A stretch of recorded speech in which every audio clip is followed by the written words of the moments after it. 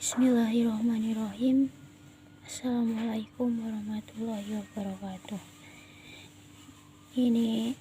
Video ini saya buat untuk memenuhi tugas UAS saya, yaitu ulangan akhir semester. Di sini saya menggunakan media manual, yaitu mind mapping atau biasa disebut bagan, juga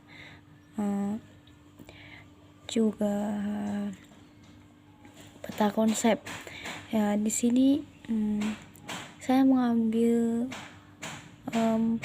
materi dari SMA kelas 11 semester 1. Ini materinya tentang ketauhidan. Ketauhidan ini bersifat mengajak. Di sini terdapat beberapa ajakan dari ketauhidan, yaitu ajakan Nabi kepada umatnya untuk selalu senantiasa mentauhidkan Allah.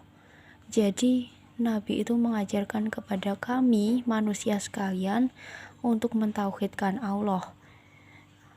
Untuk poin yang kedua, tauhid ini pendidik kepada peserta didiknya.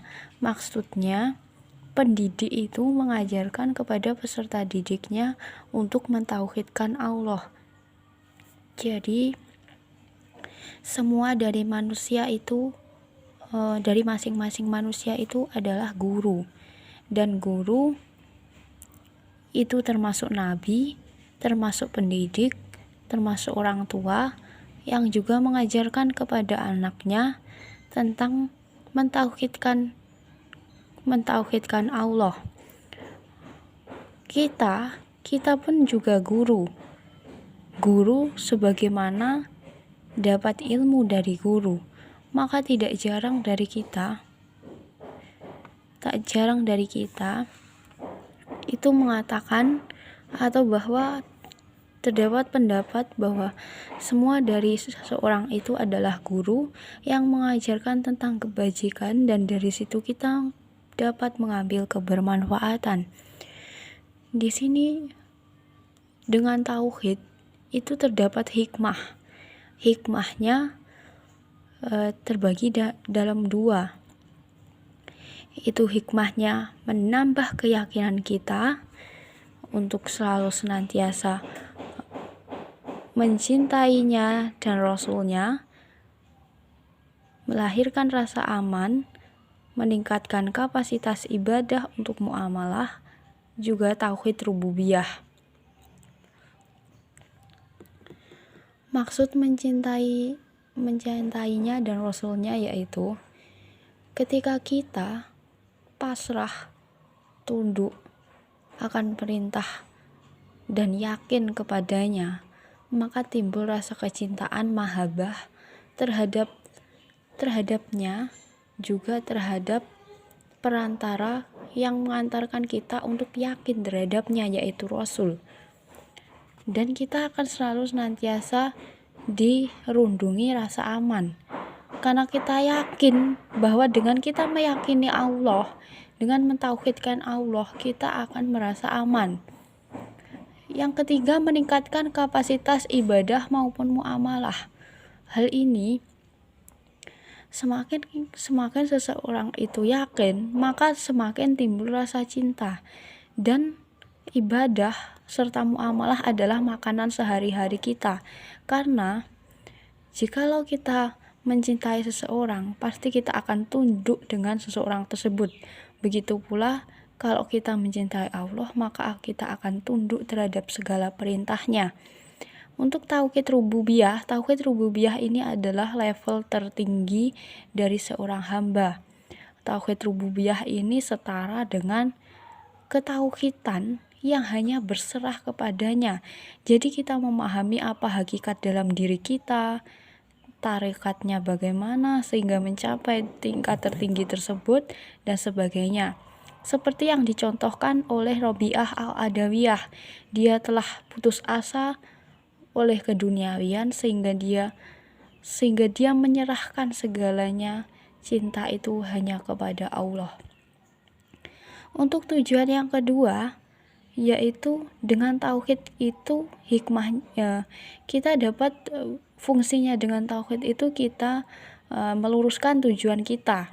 Seperti dahulu yang mungkin kita merasa dia yang so islami dan tanpa sadar itu memang seharusnya begitu, atau seharusnya kita mengesampingkan hal keduniawian dan mengutamakan akhirat. Mengapa demikian? Karena nikmat dari duniawi itu tidaklah seterusnya dan dinamis, dan nikmatnya pun tidak dapat dinikmati selamanya, dan nikmatnya juga sedikit. Keutamaan akhirat itu lebih banyak dan jauh lebih abadi, sehingga tujuan kita hanyalah ke akhirat. Karena kenapa? Karena Allah itu adalah yang abadi, maka tujuan kita adalah juga keabadian. Dengan tauhid, kita tentunya mengetahui lawan dari tauhid. Tauhid lawannya ialah syirik. Maka kalau kita sudah mengetahui makna dari tauhid sendiri, makna dari tauhid sendiri ialah tunduk, patuh terhadap perintahnya, maka kita akan menjauhi dari syirik. Syirik itu berpaling dari peribadahan selain Allah, termasuk juga ta'ud. Ta'ud itu adalah meyakini Tuhan selain Allah atau memalingkan diri dari Allah. Kemudian Nabi tersebut tadi telah mengajak untuk mentauhidkan kepada Allah itu, sehingga berpengaruh terhadap ibadah kita dan keyakinan kita untuk tidak menyekutukannya. Untuk pendidik dan orang tua memiliki satu jalur dalam memberikan ajakan atau bisa dibilang ajaran itu dengan dua metode. Metode yang biasa dipakai oleh guru dan orang tua itu adalah dengan metode nasihat, ceramah, atau bahkan dirinya sebagai contoh tauladan bagi anak didiknya dan anak-anaknya. Tauhid ini tidak berdiri sendiri. Banyak sekali ayat penguat juga hadis penguat di dalamnya.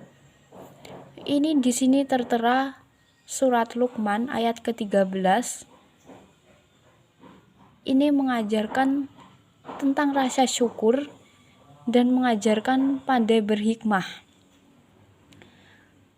kefahaman ilmu serta kelembutannya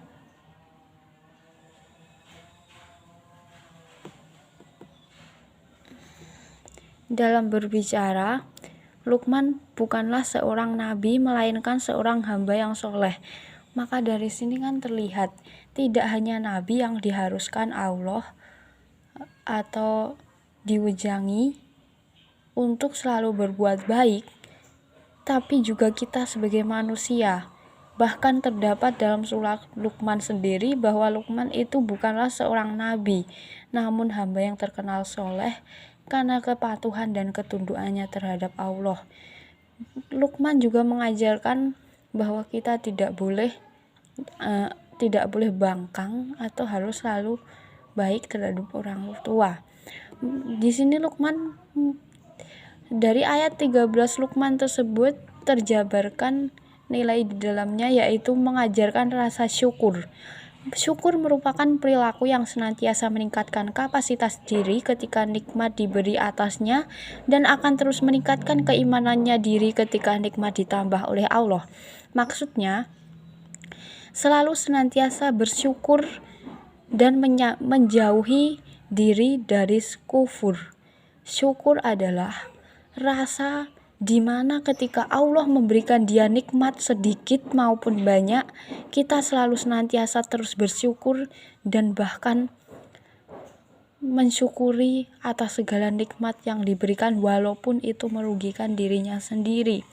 Karena dari kerugian tersebut kita banyak mengambil pelajaran darinya. Mungkin tidak ingin kerugian itu terjadi kedua kali atau bahkan dapat merubah diri menjadi lebih baik lagi. Untuk penjabaran yang kedua, dari surat Luqman ayat ke-13 itu mengajarkan pandai berhikmah, menjadi pribadi yang tenang akan setiap masalah karena tinggi ilmu yang dimiliki sehingga mudah saja mencari jalan keluar yang terbaik. Ketika kita diberi masalah, mungkin dari sebagian manusia itu mengatakan mengeluh. Maka disinilah tingkat ilmu itu menjadi tolak ukur setiap individu. Jika keilmuan agama yang dimiliki tinggi, maka dia akan selalu pandai bersyukur dan pandai mengambil hikmah dari setiap masalah. Dan jika diberi masalah, alhamdulillah saya diberi masalah Allah, dan ini cukup mendewasakan diri bagi kita, dan masalah itu datang untuk mengangkat derajat pribadi kita di sisi Allah yang lebih baik.